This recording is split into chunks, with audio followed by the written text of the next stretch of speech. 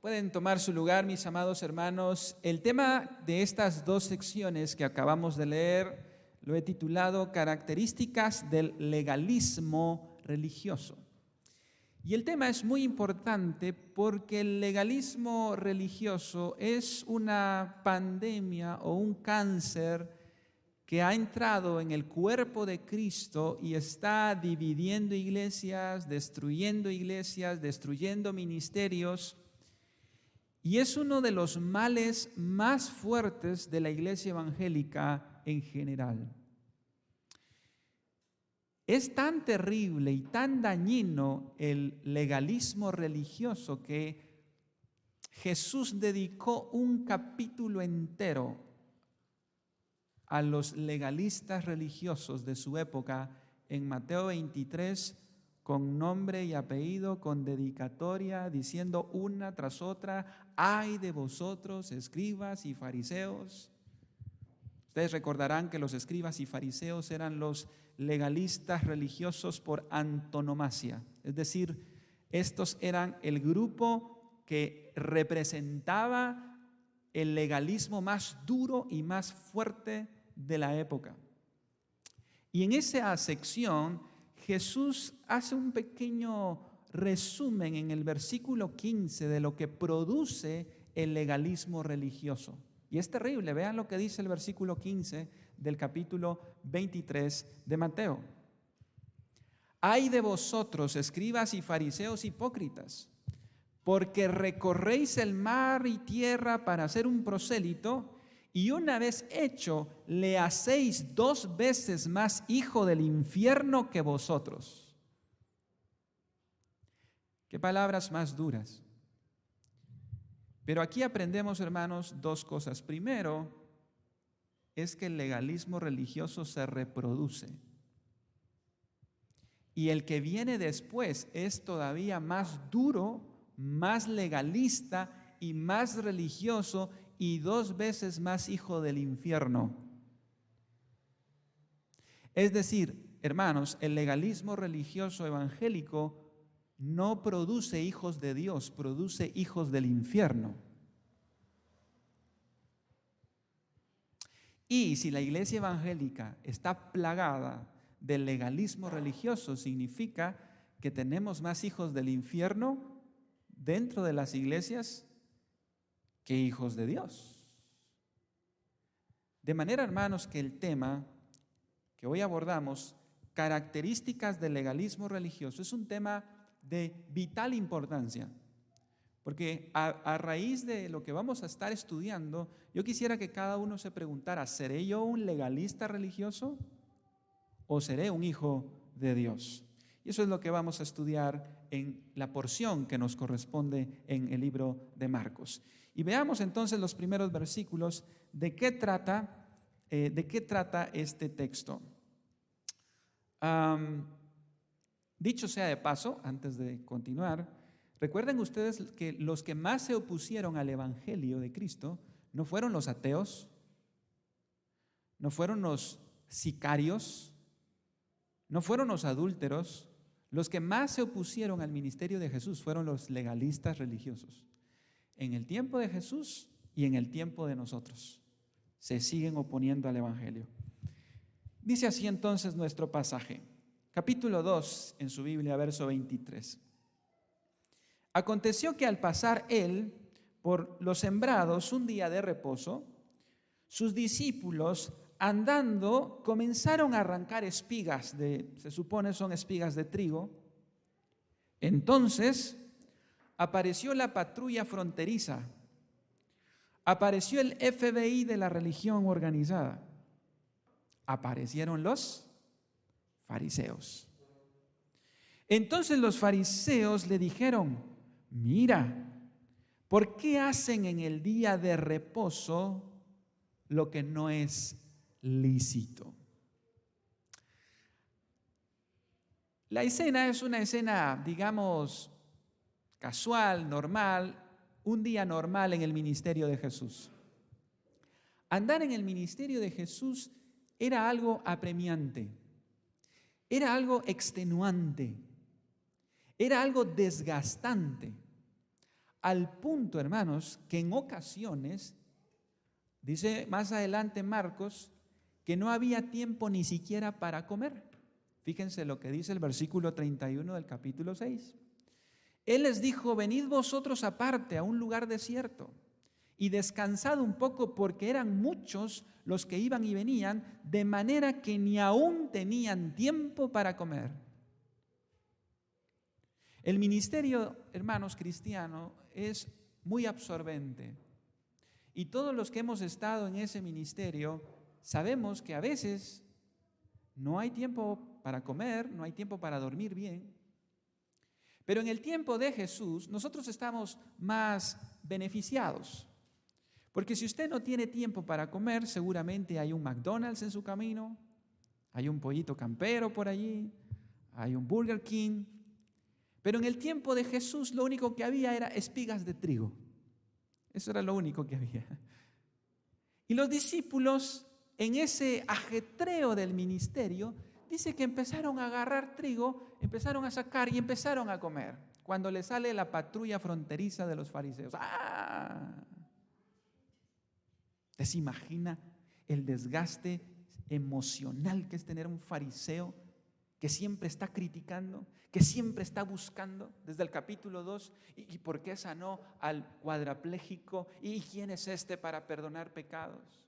Luego Jesús se va de allí, va a comer en casa de Mateo y van a criticar: ¿y por qué come con Mateo? ¿Y por qué se junta con la gente de mala fama? Sale de allí y luego dice: ¿y por qué no ayunan ellos como nosotros? Los fariseos siempre están criticándolo todo. Y todos sabemos lo que es tener cerca a una persona tóxica que está criticando todo siempre. Allí estaban los fariseos cuando Jesús y sus discípulos no estaban, hermanos, arrancando trigo por molestar. En el antiguo tiempo no había un monjón entre un terreno y otro. La ley permitía que si usted tenía hambre pudiese bajar fruto de algún árbol o del trigo para comer, aunque no fuera de su propiedad. Es más, Dios ordenaba en la ley que no se recogiera todo, que quedara cierta parte para las personas de escasos recursos. Así es que ellos no estaban pecando, ellos estaban simplemente saciando su hambre, porque sin duda ya había pasado la hora de comer y tenían hambre. El ministerio con Jesús era algo extenuante. Ahora, ¿qué es el legalismo? ¿De qué estamos hablando? ¿Qué es el legalismo religioso? Bueno, en palabras sencillas, el legalismo religioso es ganarse el favor de Dios a través de cumplir ciertos requisitos y ciertas reglas. El legalismo religioso trata de buscar la salvación, buscar la gracia por medio de méritos, por medio de cumplir requisitos, por medio de la actividad religiosa. Entre más activo sea religiosamente, el legalista se siente más espiritual. Eso eran los legalistas. Pero la primer característica que tenemos de estos legalistas es que las reglas son más importantes que las personas. Las reglas son más importantes que las personas. Para estos legalistas, religiosos, fariseos, era preferible que los discípulos aguantaran hambre a tomar espigas de trigo en el camino. Para ellos era preferible que ellos se ganaran una enfermedad en el estómago antes, porque las reglas son más importantes que las personas. El legalista mira la letra de la ley, pero no el corazón de la ley. Ellos olvidaban lo más importante de la ley. ¿Saben quién se acababa de convertir, hermanos, en este episodio? Mateo el publicano. Y Mateo el publicano, que era un leproso social, Se había convertido de tal manera que había tenido un cambio rotundo y era uno de los que andaba arrancando espigas en el día de reposo. Pero ¿saben qué? Los fariseos no están contentos de que un pecador se convirtió. Le importan más las reglas que los recién convertidos. Los fariseos procuraban solo cumplir la ley externamente y olvidaban lo más importante. ¿Y qué era lo más importante? Bueno,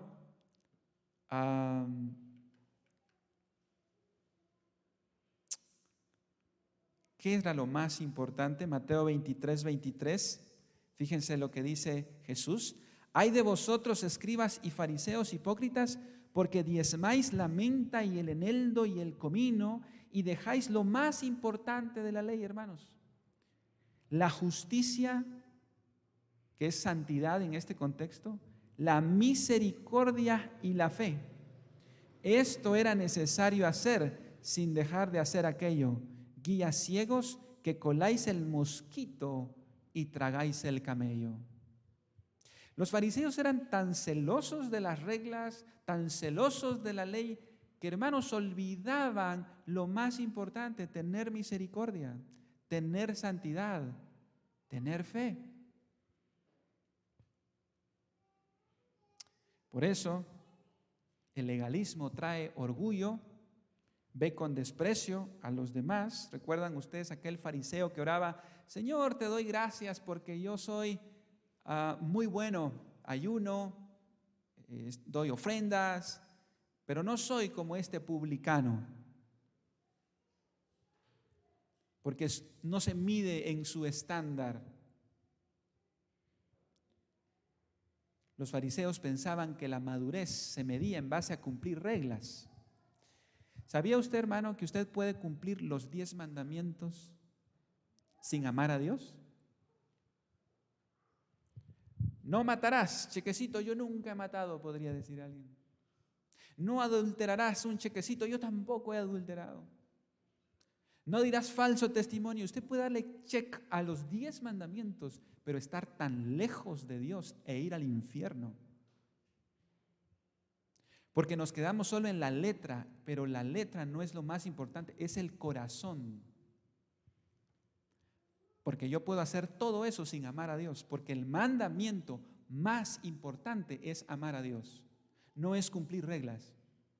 Porque si de cumplir reglas se tratara, y si ser maduro es aquel que cumple las reglas, entonces los fariseos hubiesen sido hombres muy maduros. Pero ellos cumplían reglas, pero estaban lejos de Dios, muy lejos de Dios.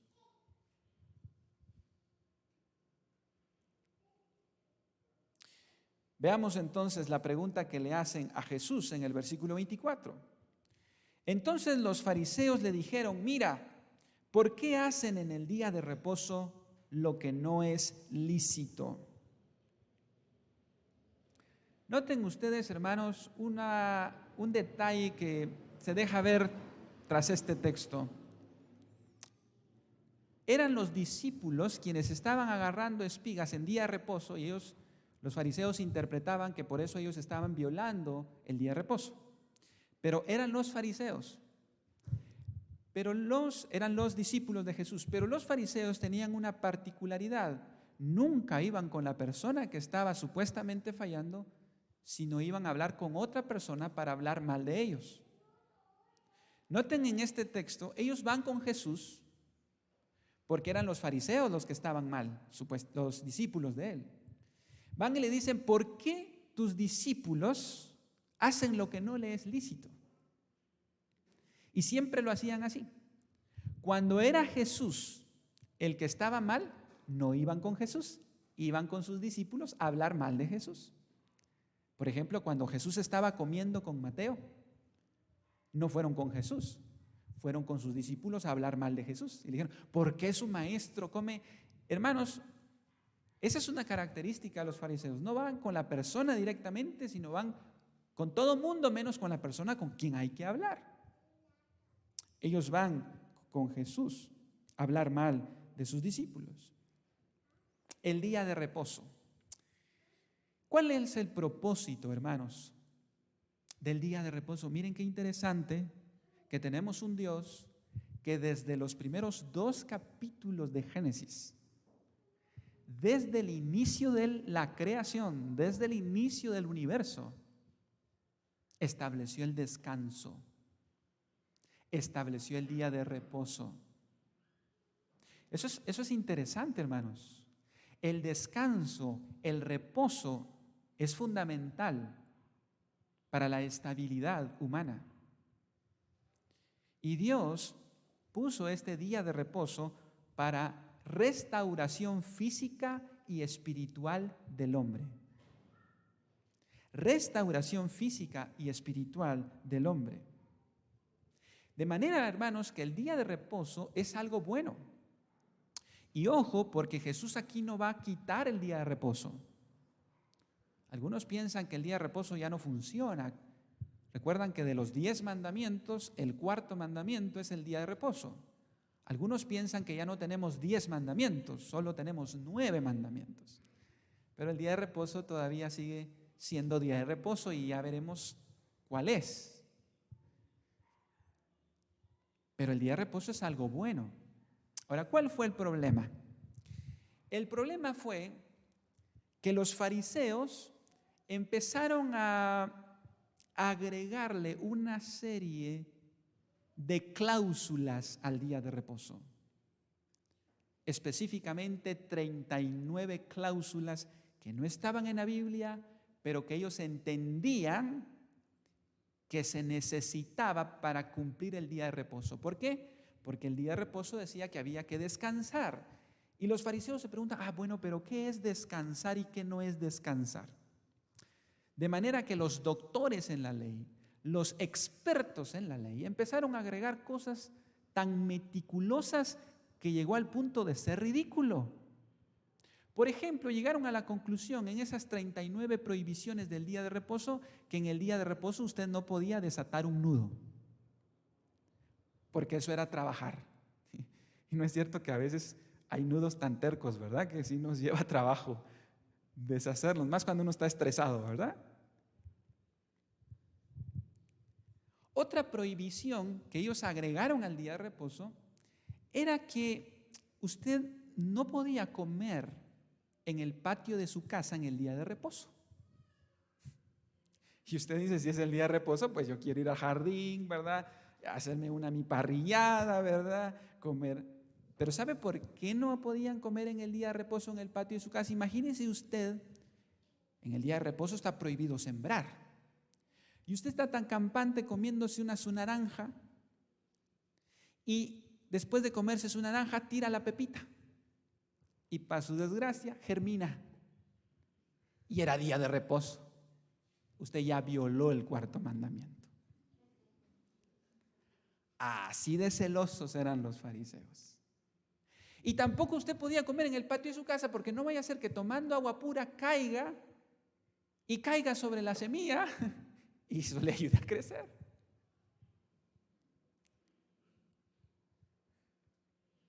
Vaya que se necesitaba tiempo para pensar en esas cosas, ¿verdad?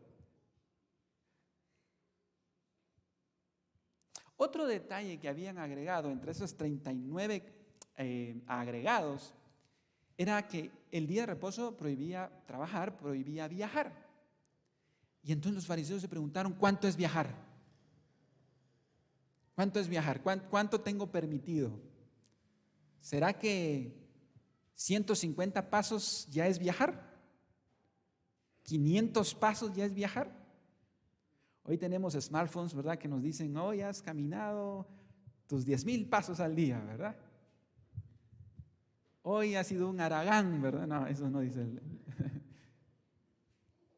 Llegaron a la conclusión y sacaron la matemática, los fariseos, de que en día de reposo solo estaba permitido caminar 1,999 pasos. Y uno se pregunta, ¿y cómo hacía uno para todo el sábado? Ya voy por el 501, 502, 503. Increíble. Increíble. Entre otras cosas que por cuestión de tiempo a lo mejor no puedo nombrar, bueno, uno de los más chistosos para mí es que obviamente por ser día de reposo no se podía cazar, ¿verdad? Entonces si a usted se le paraba un fregado zancudo en la yugular, usted tenía dos opciones: dejar que lo succionara medio litro de sangre ese zancudo, o espantarlo cuidadosamente, no lo vaya a matar, porque si lo mataba, usted fue de cacería y acaba de violar el cuarto mandamiento.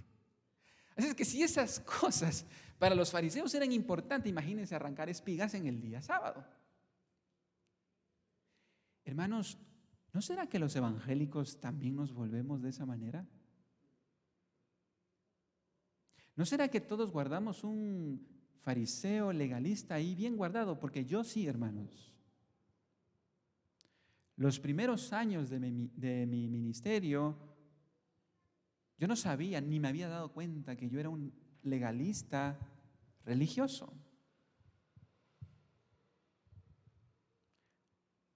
Las reglas eran más importantes que las personas para los fariseos.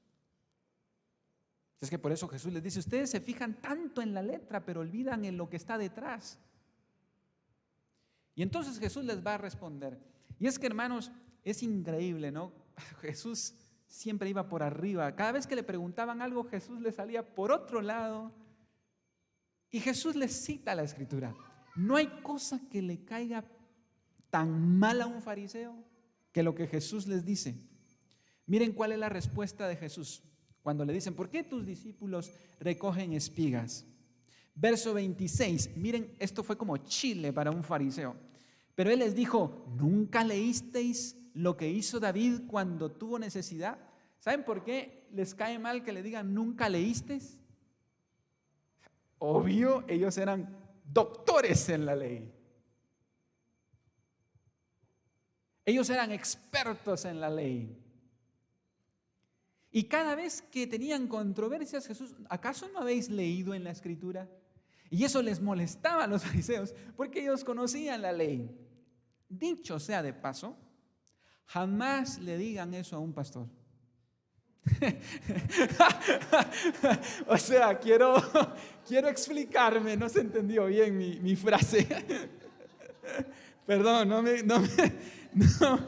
me di a entender. Ahí me salió lo fariseo, hermano. No, me refiero, hermanos, que hay gente que se acerca a mí y me dice: hermano, ¿qué te puedo decir si vos sabés la Biblia? Nunca me diga eso, hermano. Cuando se diga: mira, recuerda que tal versículo, pero si vos sos pastor, vos lo sabes. No, nunca me digan eso. Siempre díganme el versículo, porque yo, por estar en la Biblia, siempre es más fácil que pase de alto. Pase por alto. Siempre repitámonos la Escritura. Nunca dé por sentado que fulano de tal la sabe. Nunca. Yo he escuchado cosas que me dicen: hermano, recuerde lo que usted dijo. Dios es tal. Y yo lo dije. ¿Sí? Ay, no me recuerdo. Está grabado, dice. O sea, de verdad, nunca demos por sentado la Escritura, hermanos. Nunca, nunca. Siempre citémosla. Siempre recordemos, especialmente a los pastores. A eso me refería. Entonces, eso es lo que le digo yo. Pero Jesús le dice: nunca habéis leído, y eso fue un golpe para ellos. Así es que Jesús les cita la Escritura y les cuenta una historia de 1 Samuel 21. Dice el verso 25: pero él les dijo: ¿nunca leísteis lo que hizo David cuando tuvo necesidad y sintió hambre? Por cierto, esta escena fue sábado también. Porque los panes, si usted va a leer la historia, 1 Samuel 21, los panes estaban calientes y los panes se cambiaban cada sábado. Voy a explicar un poquito de eso. ¿Nunca leísteis lo que hizo David cuando tuvo necesidad y sintió hambre? Él y los que con él estaban cómo entró en la casa de Dios siendo Abiatar sumo sacerdote y comió los panes de la proposición, de los cuales no es lícito comer sino a los sacerdotes, y aún dio a los que con él estaban. En el templo, en la parte norte, había una mesa donde habían 12 panes toda la semana. Era una ofrenda de comida que se ofrecía a Dios. Esos 12 panes, cada pan representaba a una tribu de Israel y simbolizaba la provisión de alimento que Dios tenía para su pueblo. Cada sábado se cambiaban esos panes. Esos 12 panes debían estar todo el tiempo allí. Luego, cuando se cambiaban en sábado, solo el sacerdote podía comer esos panes que habían estado ahí toda la semana y ponía panes nuevos. Y aparte, esos panes de que solo el sacerdote los podía comer, solo los podía comer en el templo.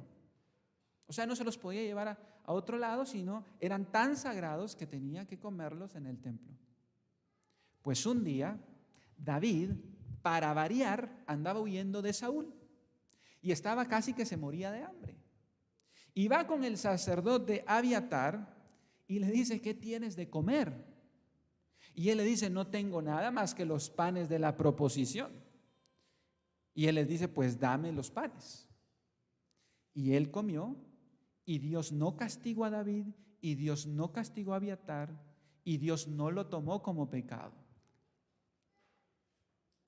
Vean ustedes la sagacidad de Jesús para citarle la escritura a los fariseos y enseñarles el siguiente principio. Lo que va a decir después: el hombre no se hizo para el sábado, sino el sábado se hizo para el hombre. Es decir, las reglas no son más importantes que las personas. O sea, Jesús está devolviéndole el sentido al día de reposo. Hermanos, con tanta prohibición que los fariseos habían hecho del día de reposo, el día de reposo había pasado de ser día de reposo a día de esclavitud. Y Jesús en este pasaje lo que hace es devolverle el sentido al día de reposo. Es restauración física y espiritual. Y si se está muriendo David, hay que darle de comer. Si los discípulos tienen hambre y recogen espigas, es día de reposo, es para restauración física y espiritual. Las leyes ceremoniales del Antiguo Testamento no estaban por encima de las necesidades humanas. En esta historia de Abiatar y David, las reglas no fueron más importantes que las personas. Los fariseos habían puesto sus prohibiciones a nivel de la palabra de Dios y de sus mandamientos. Por eso entonces en el verso 27 Jesús les dice: también les dijo, el día de reposo fue hecho por causa del hombre y no el hombre por causa del día de reposo. Ellos habían convertido el día de reposo en día de esclavitud. ¿Y cómo es, verdad, hermanos? Porque nosotros convertimos lo bueno que Dios nos ha dejado, lo convertimos en malo. ¿Se ha dado cuenta? El día de reposo, que era algo bueno, ellos lo habían convertido en esclavitud. Y hermanos, de veras, hay iglesias evangélicas que el evangelio lo han convertido en esclavitud, con tantas reglas. Hay iglesias, hermanos, que casi le ponen un uniforme de colegio a los miembros. Hay iglesias que la falda tiene una medida. O sea, aquí en esta iglesia usamos tal falda de medida, hasta si quiere vaya a comprar la tela a tal lugar. Y a veces volvemos el evangelio una esclavitud.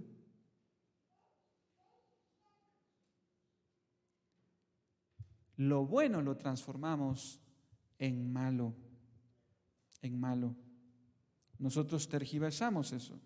Y es así con todo. Dios creó y dejó el sueño para que descansemos. Nosotros creamos ¿qué? La pereza. Dios dejó la comida para alimentarnos. Nosotros creamos la glotonería.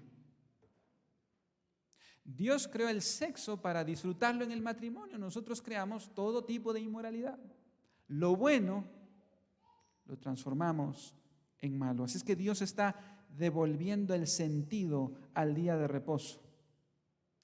El descanso es fundamental para la salud del hombre.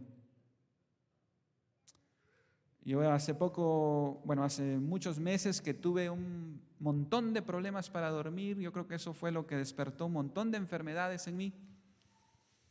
Y el doctor me decía, si usted quiere sabotear la vida de alguien, haga que no duerma. Antes, cuando un equipo famoso iba a disputar la final con otro equipo famoso, mucha de la fanaticada del equipo contrario lo que hacían es ver en qué hotel se quedaban e irles a hacer bulla para que no durmieran, porque no iban a rendir igual. Cuán sabio es nuestro Dios. ¿Se recuerdan de aquella persona que le preguntó al pastor, usted pastor, ¿por qué usted pide vacaciones si Satanás no pide vacaciones? Si Satanás no descansa. Y el pastor le dijo, pues por eso, porque yo no quiero ser como Satanás, quiero ser como Dios. Dios sí descansa.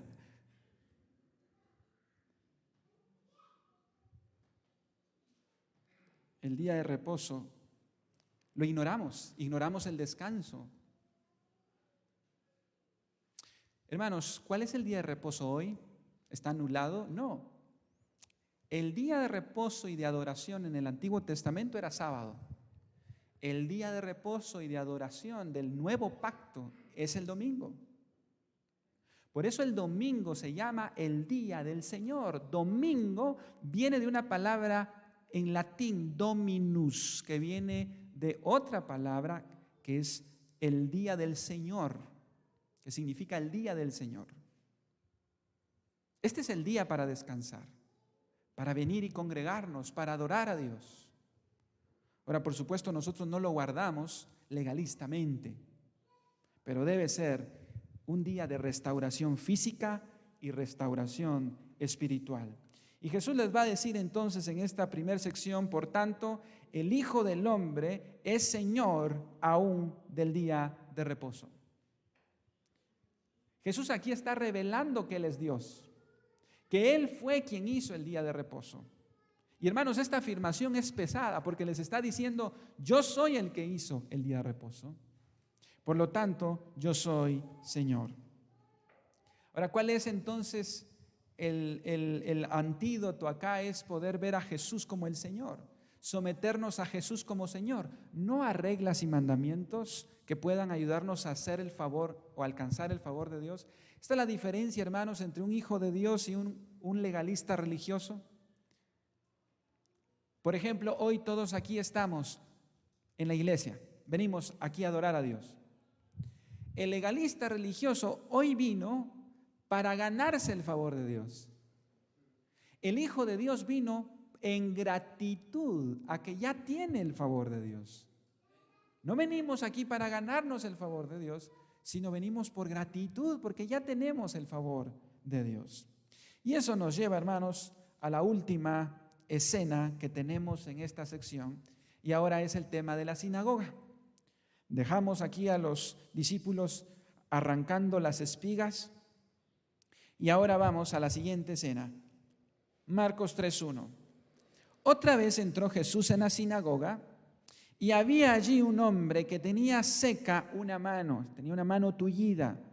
No sabemos si era de nacimiento, no sabemos si tuvo un accidente, pero lo cierto es que tenía una mano que le impedía trabajar. Versículo 2. Y le acechaban para ver si en el día de reposo le sanaría, a fin de poder acusarle. Aquí está otra vez la patrulla atrás de Jesús. ¿Ustedes se imaginan, hermanos? Noten ustedes la actitud que hay en ellos. Número uno, ellos no dudan del poder de Dios. Ellos saben que Dios tiene poder para sanar esa mano tullida.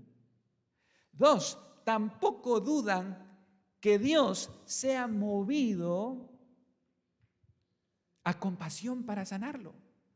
Y número 3, es probable, imagínense, esto no lo dice el texto, pero podemos especular con cierta lógica que sean los mismos fariseos quienes llevaron a este hombre de la mano tuida ahí delante de Jesús para provocar a Jesús. ¿Usted se imagina eso?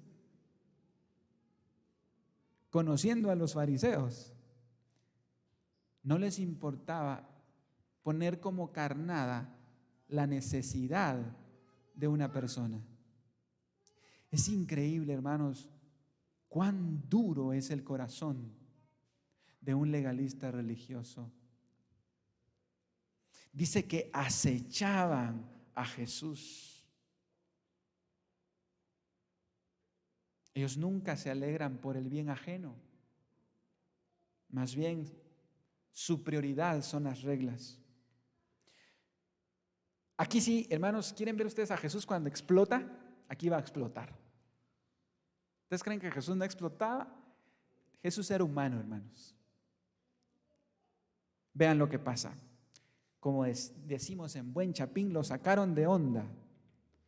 Entonces, miren lo que hace, versículo 3. Entonces dijo al hombre que tenía la mano seca: levántate y ponte en medio. No le dijo, mira, vamos allá a la esquinita, ahí donde nadie nos mire. No le dijo, lo llamó y vení y ponte en medio. Según los fariseos, tenían en jaque a Jesús. No, el jaque mate se los va a dar él a ellos. Si lo pusieron de carnada, Jesús lo pone en el centro. Así es Jesús. A Jesús no le puede uno ganar, hermanos.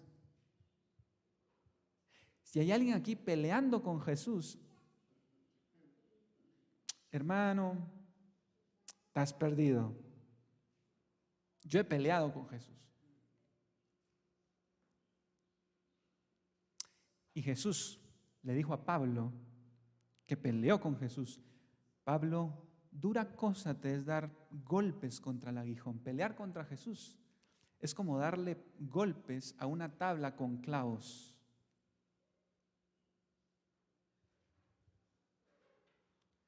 Jesús pone al hombre de la mano seca en medio y le dice en el verso 4: ¿es lícito en los días de reposo hacer el bien o hacer el mal? ¿Salvar la vida o quitarla? ¡Qué lógica!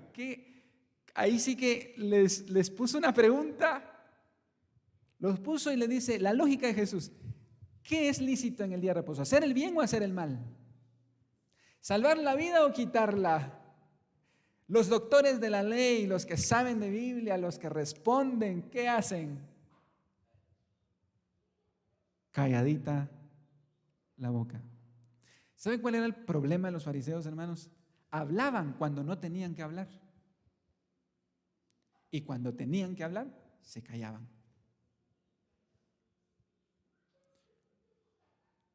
Hermanos, dejar callado a un doctor en la ley, eso no era poca cosa. ¿Sabe por qué? Porque cualquier respuesta que dieran se los iba a envolver. ¿Qué respuesta era? ¿Hacer el bien? Sí, hacer el bien. Entonces yo voy a hacer el bien. O sea, no había, los puso en jaque mate.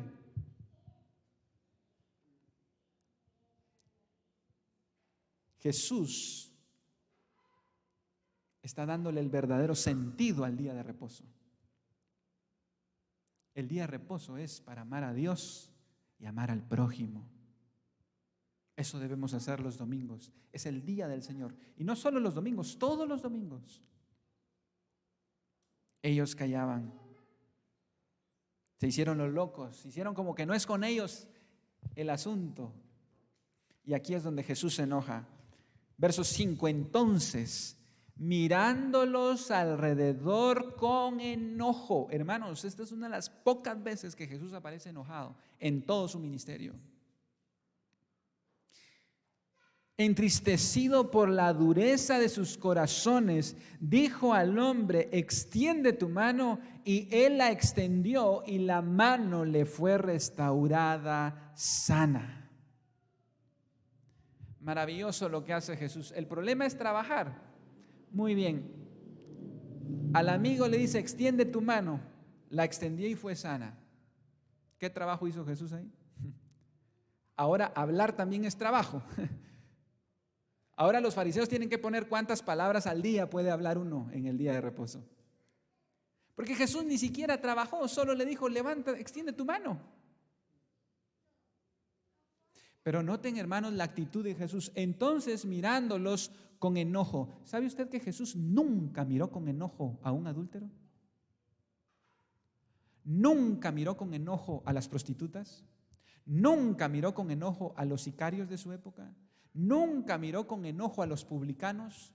No, a los que miró con enojo fue a los religiosos legalistas que no tenían misericordia con un hombre que tiene la mano tullida, porque para ellos las reglas eran más importantes que las personas. ¡Qué corazón más falto de misericordia! Cuando Él es sanado. Miren lo que hacen, hermanos, en el siguiente versículo. ¿Qué hicieron? Siguiente versículo. Y salidos los fariseos, tomaron consejo con los herodianos contra él para destruirle. Así de duros, en lugar de caer postrados en adoración a Dios, porque acaba de haber un milagro de sanidad y acaba de ver la gloria de Dios. Esa mano seca que fue sanada le costaría la vida a Jesús. Porque los fariseos son faltos de misericordia.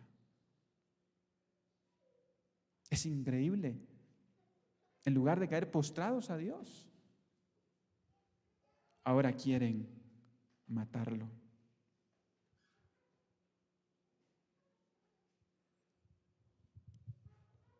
El legalismo, hermanos, no produce amor al prójimo, no produce santidad.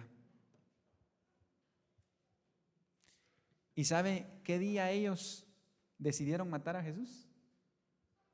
Este es día de reposo. Noten la ceguedad, hermanos. Ay, cuidado con recoger espigas en día sábado.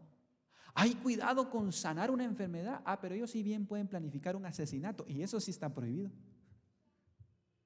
¿Se dan cuenta, hermanos, cómo el religioso está tan desfasado? Pero ahora dejemos de hablar de los fariseos y hablemos de nosotros. 6 cosas hay que aborrece Jehová y aún 7 aborrece su alma.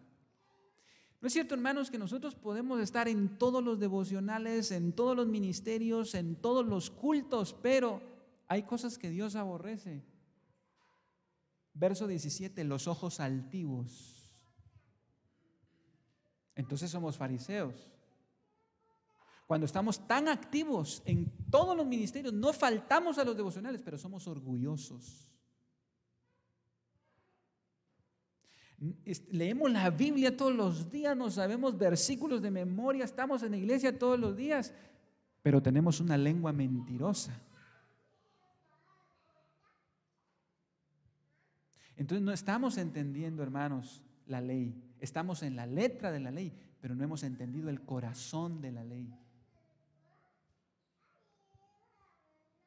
Podemos ser tan religiosos, tan activos, tan en tantas cosas, pero dice el corazón que maquina pensamientos inicuos. O sea, yo puedo estar tan activo en todo, pero mi mente estar corrompida. Hermanos, para Dios no estamos haciendo nada si cumplimos lo externo, pero el corazón sigue estando lejos.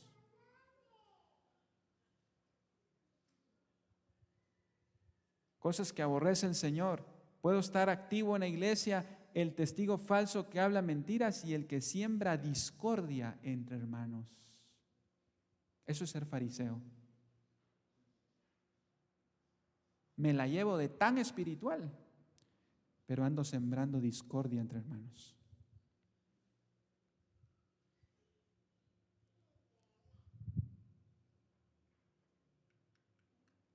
¿Con quiénes se unieron los fariseos? Dice verso 6, y salidos los fariseos tomaron consejo con los herodianos. Imagínense con quiénes se unieron los fariseos. Los fariseos y herodianos no se tragaban. Los herodianos eran israelitas a favor del gobierno de Herodes. Herodes era el rey más corrupto de la historia. Los herodianos eran liberales, eran idólatras. Pero fariseos y herodianos se unen para destruir a Jesús. ¿Cómo terminamos? Y quiero terminar este mensaje haciendo una pregunta, hermanos.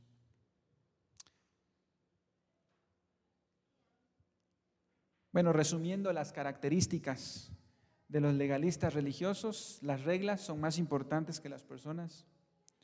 Siempre están criticando, se enfocan solamente en lo externo, se sienten más espirituales que los demás por su actividad religiosa y convierten la bendición en esclavitud. La pregunta es, ¿soy yo un legalista religioso o soy un discípulo?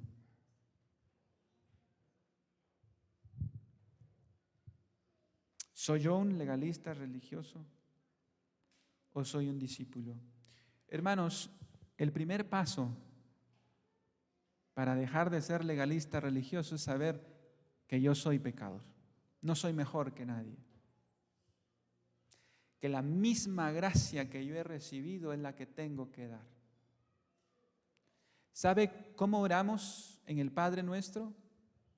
Perdónanos nuestras deudas, como nosotros perdonamos a nuestros deudores.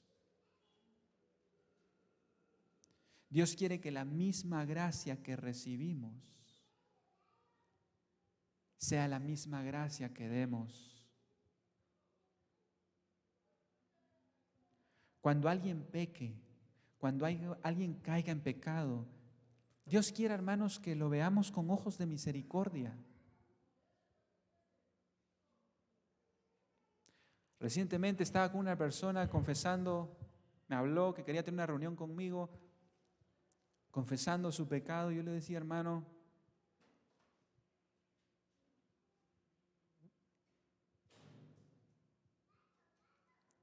ser cristiano es reconocer que estamos en bancarrota espiritual.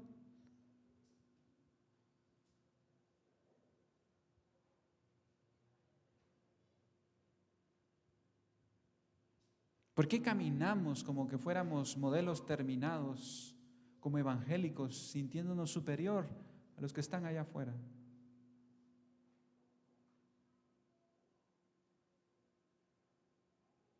Todos aquí somos cortados con la misma tijera.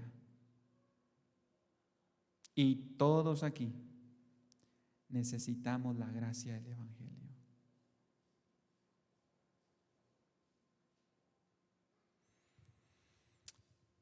Dice la Biblia que aún nuestras obras justas son como trapos de inmundicia. Aún cuando oramos, pecamos. Aún cuando cantamos, pecamos. Aún cuando predicamos, pecamos. Nuestras obras justas son como trapos de inmundicia. Vamos a ponernos de pie.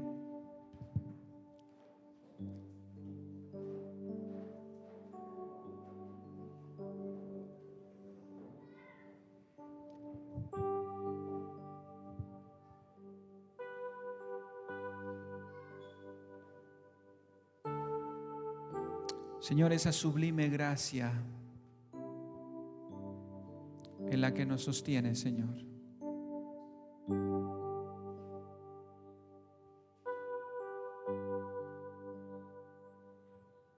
Padre, perdónanos porque todos hemos sido fariseos en algún momento.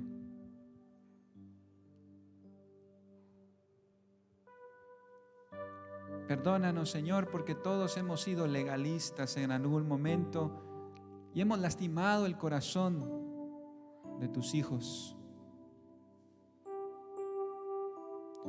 Perdónanos cuando las reglas son más importantes que las personas.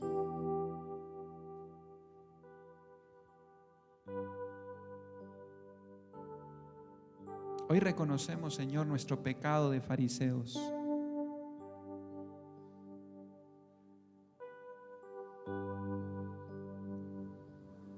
Hoy reconocemos, Señor, el orgullo religioso que hay en nosotros.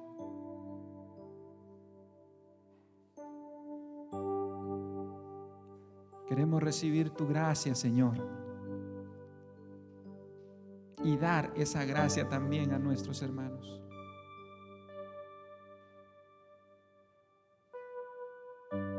Glorifícate, Señor.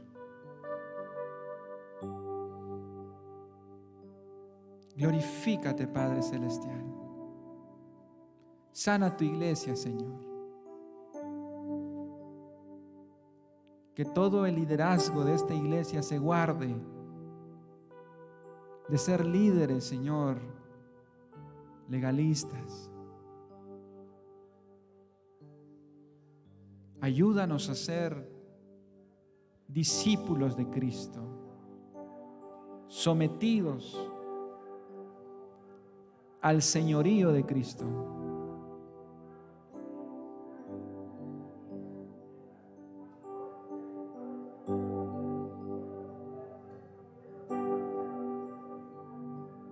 Guarda nuestros corazones, Señor, más que lo externo.